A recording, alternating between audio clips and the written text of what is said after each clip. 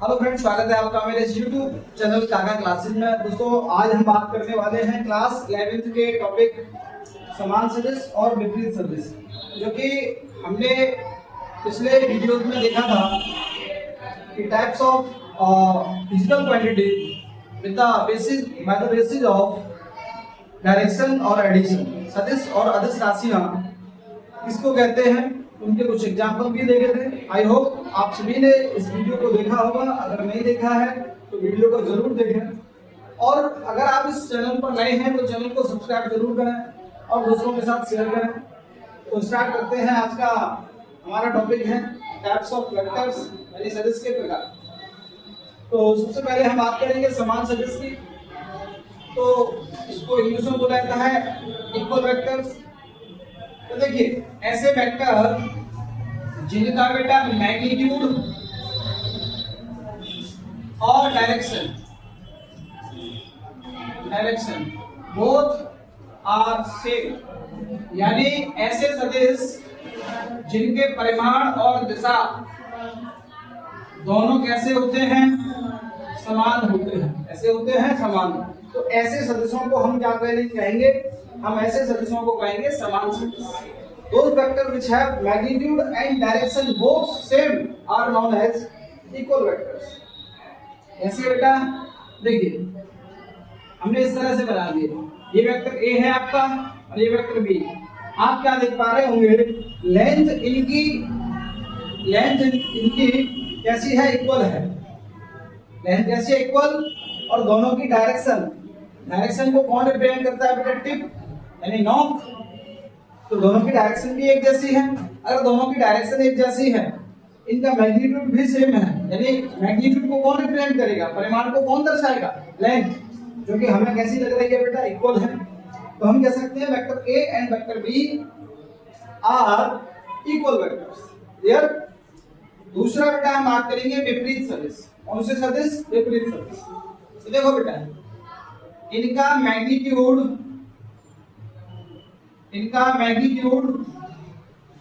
तो सेम होगा। मैग्नीट्यूड कैसा होगा? सेम। मैग्नीट्यूड मतलब क्या सेम होगा बेटा? परिमाण सेम होगा, लेकिन दिशा विपरीत होगी। क्या चीज?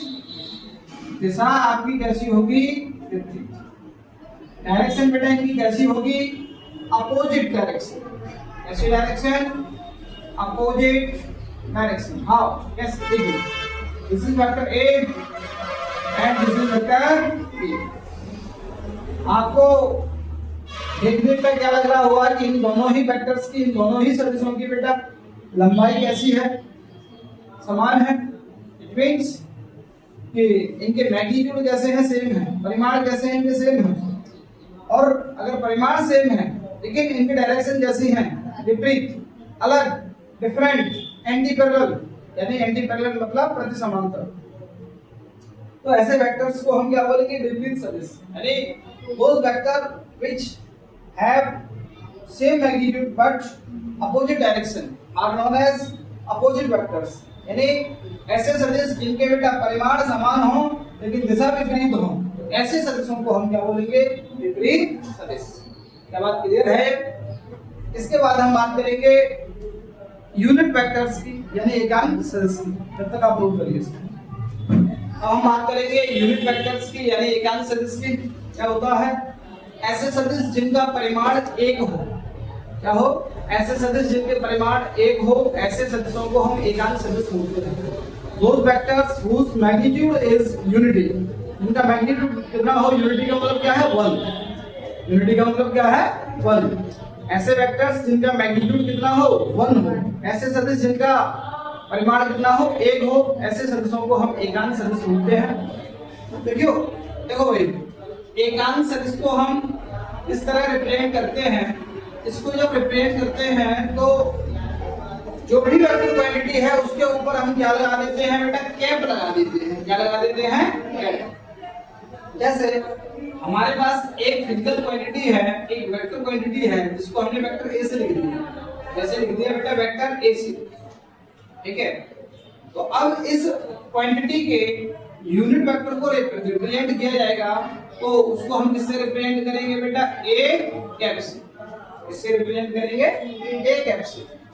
बात करें बेटा हम कि ए कैप की वैल्यू को जब हम कैलकुलेट करेंगे, ए कैप की वैल्यू कितनी होगी, तो देखिए ए कैप की वैल्यू होगी आपकी वेक्टर ए डिवाइड में ए।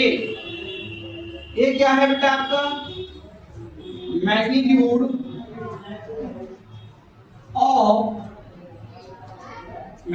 ऑफ वेक्टर, किसी भी सदिश का क्या है बेटा ये परिमाण, क्या है ये परिमाण। क्लियर? इस सदिश के परिमाण को यानी मैग्नीट्यूड ऑफ वेक्टर्स को रिप्रेजेंट करने के लिए और भी तरीके हैं। इस ए को बेटा हम ऐसे भी लिख सकते हैं, इसको क्या बोला जाता है मॉड। ठीक है, ये किसका फॉर्म होता है बेटा मॉड्यूलस। इसको हिंदी में क्या बोला जाता है बेटा मापांक, क्या बोला जाता है मापांक। देखिए कोई भी वेक्टर्स होता क्या है मैग्नीट्यूड और डायरेक्शन, मैग्नीट्यूड प्लस डायरेक्शन। लेकिन उसमें से यदि हम डायरेक्शन को हटा दें तो उसमें केवल क्या बचेगा मैग्नीट्यूड।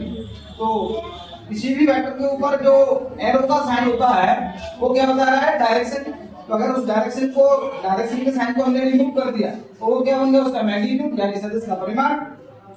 लेकिन बेटा अब हमें वेक्टर का साइन लगे रहना है, वेक्टर हमको छोड़ना है, तो इसको हम कैसे लिख देंगे मॉड में, यानी मोड में क्या लिख देंगे हम वेक्टर ए, जिसका मतलब क्या है मॉड्यूलस। और ये क्या रिप्रेजेंट करेगा बेटा, यदि आप मैग्नीट्यूड को रिप्रेजेंट करेगा। ठीक है, फिर अगर हमें कहीं भी कोई वैल्यू दी है वेक्टर ए इक्वल्स टू बेटा 3i cap plus 2j cap plus 6k cap. देखिए हम इस वेक्टर ए का यूनिट वेक्टर किस तरह से फाइंड करेंगे ये देखना है।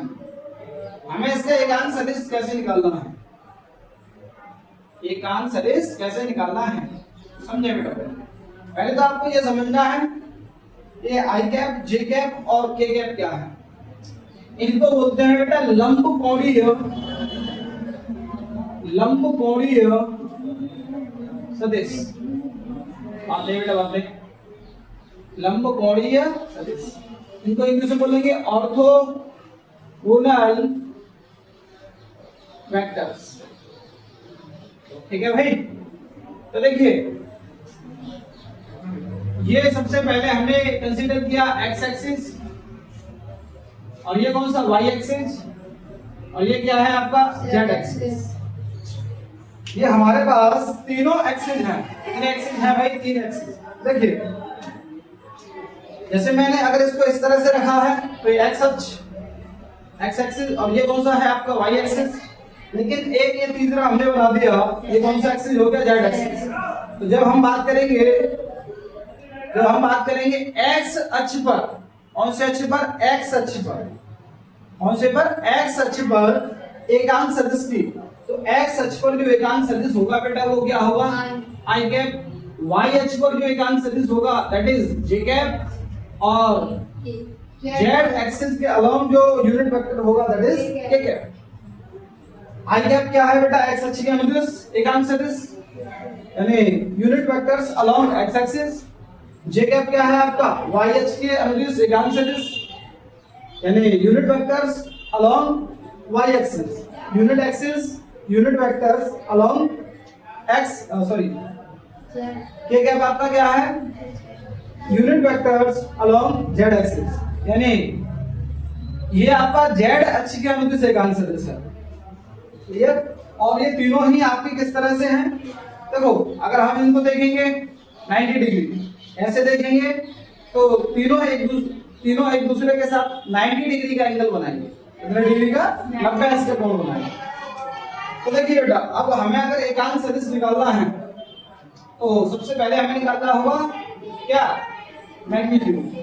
तो हमने यहाँ लिखा vector A equals to A I cap plus B J cap plus बेटा सी के कैप। ठीक है, और हमें निकालना है इसका मैग्नीट्यूड। इन सभी को हम किसमें लेंगे, अंडर रूट में। यानी आई के मल्टीपल का स्क्वायर प्लस जे के मल्टीपल का स्क्वायर प्लस के मल्टीपल का स्क्वायर। आई के गुणांक का स्क्वायर, आई का गुणांक क्या है ए, जे का गुणांक क्या है बी, के का गुणांक क्या है सी। तो इन सभी का स्क्वायर किसमें बेटा अंडर रूट में। अब हमें क्या करना है, वेक्टर ए का मैग्नीट्यूड निकालना है।